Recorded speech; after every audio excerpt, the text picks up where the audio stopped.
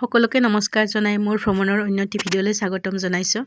এই দুদিনমান মই ঘৰুৱা ভিডিঅ' দি আছিলোঁ আৰু ভ্ৰমণৰ ভিডিঅ' দিব পৰা নাছিলোঁ কাৰণ এডিটিং কৰা হোৱা নাছিলে আৰু বহুত ঠাইত ঘূৰিছোঁ। আপোনালোকক কৈছোঁৱেই ভিডিঅ'বোৰ আছে, মই এডিটিং কৰি এটি এটিকৈ দি থাকিম আৰু আজি তাকে এডিটিং কৰিলোঁ।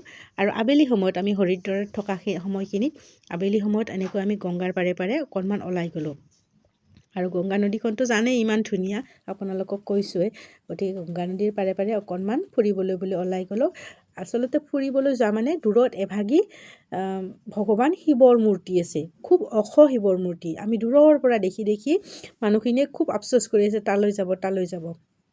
আৰু এয়া গংগা নদীৰ একেবাৰে দেখিছেনে সমান পাকি কৰি দিয়া আছে এয়া ঘাটবোৰ, একেবাৰে সমান, পানীখিনি হাতেৰে চুব পাৰি, ইমান ধুনীয়া একদম, খুব ভাল লাগে। আৰু এই সোঁতখিনি দেখিছে, পানীবোৰতো চিকচিকিয়াই, ক'বই নালাগে, পাহাৰৰ পৰা একেবাৰে বৈ অহা, খুব ধুনীয়া।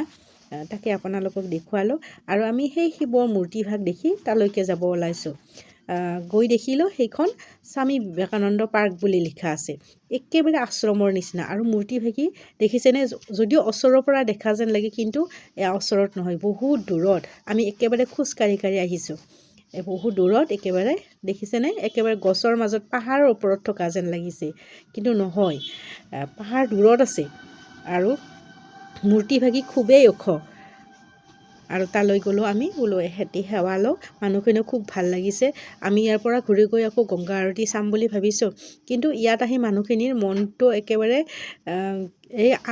কি ক'ম আৰু, ঘূৰি যাব বিচৰা নাই, ইয়াতে থাকি যাব যেন এনেকুৱা অনুভৱ হৈছে। গতিকে মানুহখিনি লৰচৰ কৰিব খোজা নাই। নাজানো আৰু গংগা আৰতি পাওঁ নে নাপাওঁ আজি, নাপালেও কথা নাই, অহাকালি চাব পাৰিম। গতিকে এনেকৈ ওলাইছোঁ আৰু মানুহজনক কৈছোঁ অকণমান কেমেৰাটো ধৰি দিয়কচোন। মানুহজনে যে কেমেৰা ধৰিব একেবাৰে নাজানে, আৰু কি ক'ম আৰু, তথাপি ধৰিবলৈ দিছোঁ। নিজে ভিডিঅ' কৰি থাকোঁ, নিজে কেমেৰা ধৰি থাকোঁ, অকণমান দিগদাৰ হয়, অকণমান ধৰিবলৈ দিছোঁ। আৰু এইখিনিয়ে ধৰিছে। আৰু ভিডিঅ'টো কেনে পালে জনাবলৈ নাপাহৰিব দেই। আপোনালোকে কমেণ্ট কৰিলে, লাইক কৰিলে মোৰ ভাল লাগে, ভিডিঅ'বোৰ দিবলৈ উৎসাহ পাওঁ। গতিকে ভিডিঅ'টো কেনে পালে জনাব। আজিলৈ ইমানেই আছিলে, আৰু অহাকালি বেলেগ ঋষিকেশলৈ যাম, তাৰ পৰা আহি গংগা আৰতি বোধহয় চাব লাগিব, কাৰণ আজি আৰু গধূলি হৈ যাব।